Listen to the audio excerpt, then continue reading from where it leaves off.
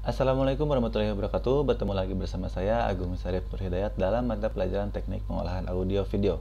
Nah, di video ini kita akan membahas masih seputaran pergerakan kamera.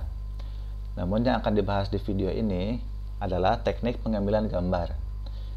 Ada beberapa teknik pengambilan gambar yang harus kita ketahui. Yang pertama adalah framing with background. Nah, framing with background ini fokus tetap diam, tapi latar belakangnya dimunculkan untuk memberikan kesan lain terhadap objek tujuan.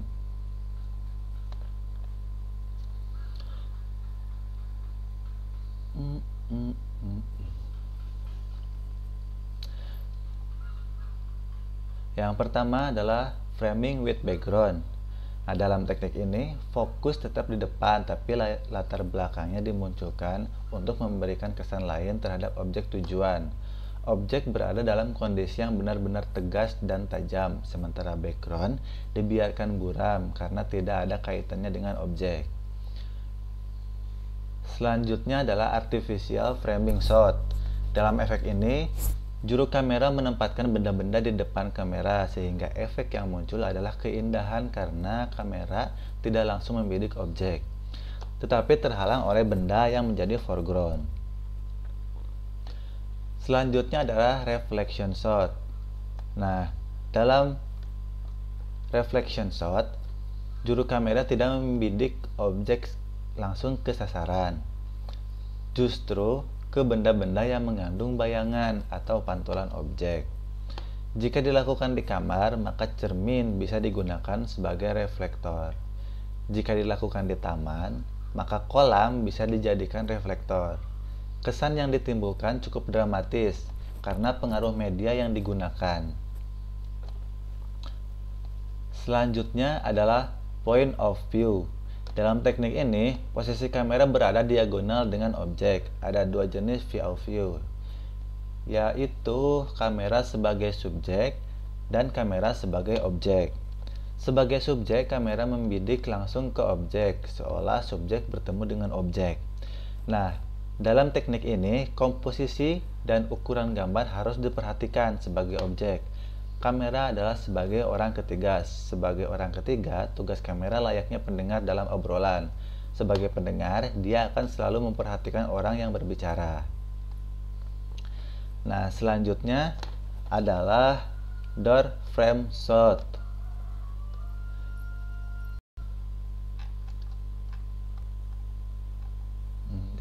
Nah, dalam teknik ini, pengambilan gambar dilakukan dengan membuka sebuah pintu sedikit demi sedikit, kemudian melongok ke dalamnya. Justru seolah juru kamera mengintip tapi melalui pintu yang sedikit terbuka. Biasanya teknik ini seperti memberikan kesan menegangkan. Misalnya dalam film horor, penonton menjadi penasaran pada peristiwa yang akan terjadi di balik pintu. Selanjutnya adalah the secret of foreground framing. Nah, dalam teknik ini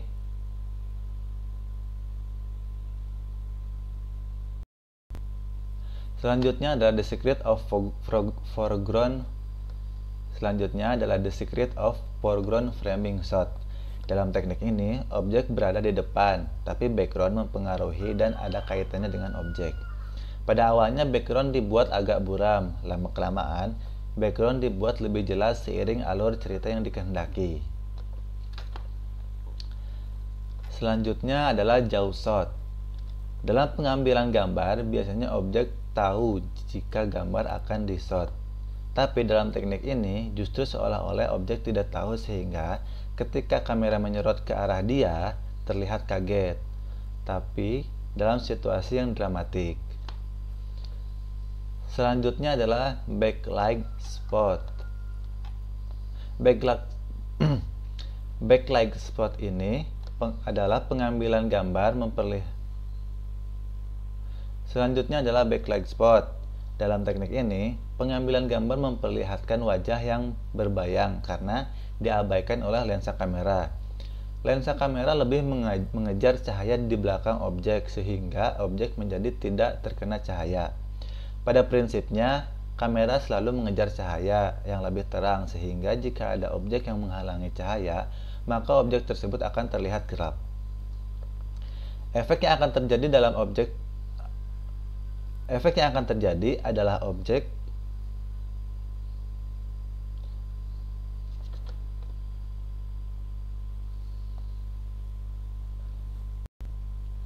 Efek yang akan terjadi adalah objek terlihat tidak jelas, sementara background tampak terang benderang. Semakin terang cahaya background, maka semakin gelap objek.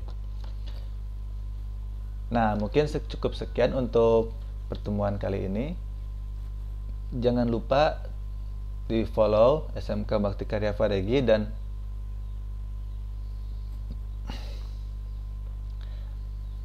Nah, untuk pertemuan kali ini cukup sekian. Terima kasih telah menonton video ini dan jangan lupa di follow Facebook dan Instagramnya SMK Bakti Karya Paregi dan juga di subscribe serta di share komen di YouTube SMK Bakti Karya Paregi.